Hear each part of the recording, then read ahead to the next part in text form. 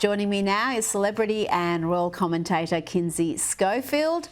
Kinsey, we know Disney's Snow White has been a box office disaster, but let's check in with the star of the movie, Rachel Zegler, being totally normal here.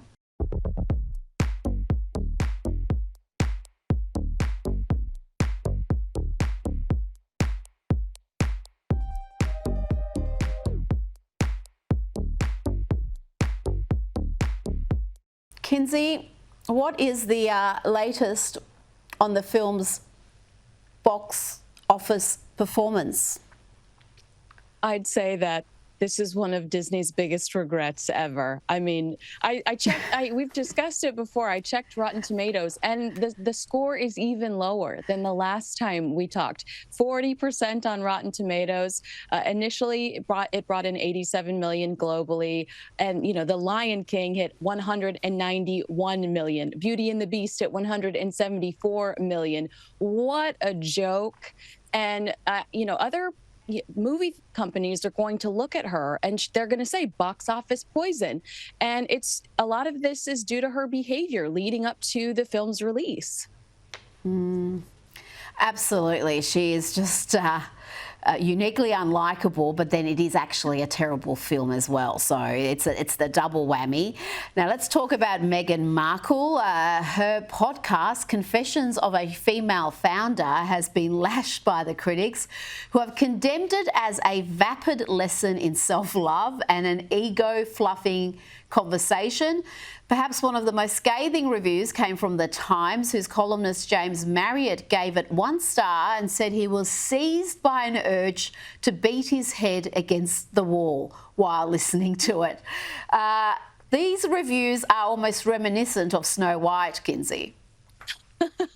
That's a very good point. I do believe that it's fair to compare Rachel and Meghan Markle. But that's legally her name. I don't know if you've had a chance to listen to this podcast, but what a missed opportunity. What a waste of oxygen. What a waste of our time, if I'm being quite honest with you.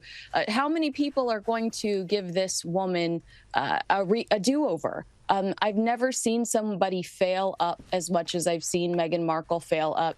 And there is just little to no effort. Everything she does is just, she finds people to interview that will, in actuality, interview her. So Meghan gets the opportunity to talk about herself.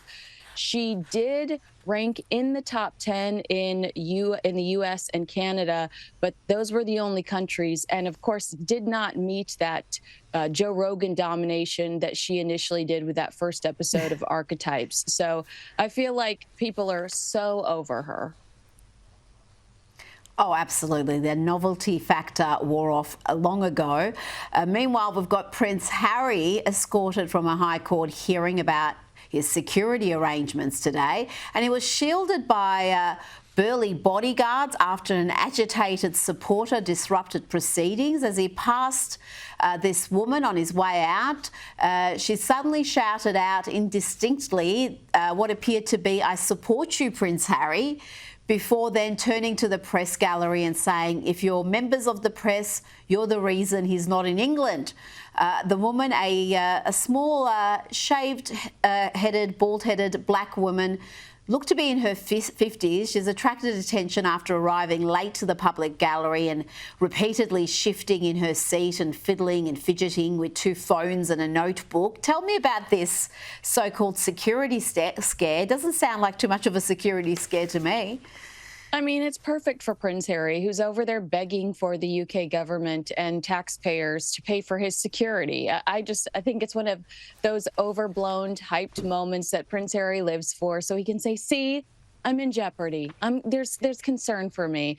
I was very frustrated with this because this is the King's first state visit in 2025 since this cancer scare. We should be talking about the King in Italy and his secret meeting with the Pope and all of those exciting details, his 20th anniversary with Camilla. And yet here we are talking about the Ginge and the whinge, who love to hijack actual royal news. I can't believe this is presented as any sort of evidence that he needs more security. I mean, this was a supporter after all.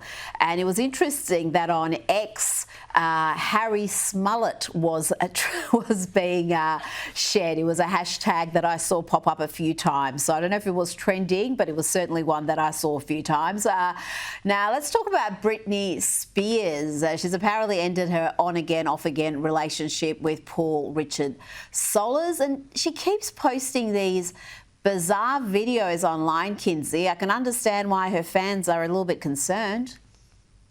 Well, yeah, I can understand that too. I would also stress, though, I'm so glad she's done with this guy. He's got a bunch of children. He allegedly left one of his baby mamas for Britney, and she found out about it in the media. He was her employee. I think he was like a fix-it man around her mansion. And she said, hey, you want to be my boyfriend? I don't really feel like that's the right way to go, especially immediately after a divorce. Rita, this woman needs a friend. She needs some help. And this guy, I think I'm so glad he's gone, because to me, he was clearly an opportunist and a leech. Well, she seems to have a lot of leeches around her. It's very sad because she doesn't have contact with, I think, so many of her family members, including her boys, her own children. Now, let's talk about Taylor Swift and her boyfriend, NFL star Travis Kelce. They've reportedly decided to step out of the public eye as a couple.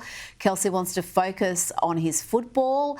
The Kansas City Chiefs' Super Bowl loss has been a bit of a motivator there, and the couple have decided to lay low with no longer being out and about as much as they have been. Kinsey, is this because Taylor got booed at the Super Bowl? Has that got anything to do with this decision? I mean, she was booed multiple times. I can imagine that that did ultimately hurt her feelings, but they had some pretty big losses last year. It wasn't just the Super Bowl. It was Kamala. Taylor was all in an embarrassingly overzealous way. Taylor wanted Kamala to win. So I felt like there were some pretty big losses for the both of them last year. And maybe they just want to kind of lay low for a little while after that humiliation. Well, also the arrogance of her getting involved, because it has never really worked for her. I remember she got involved a few years back with a local race in Tennessee, where she's from. That's her home state. And even there, it was completely ineffective. It's certainly the Republican she was campaigning against won very comfortably. So you would think she'd learn from that and stick to what she's good at instead of alienating a portion of her fan base. Kinsey Schofield, it's always a pleasure. Thanks for your time tonight.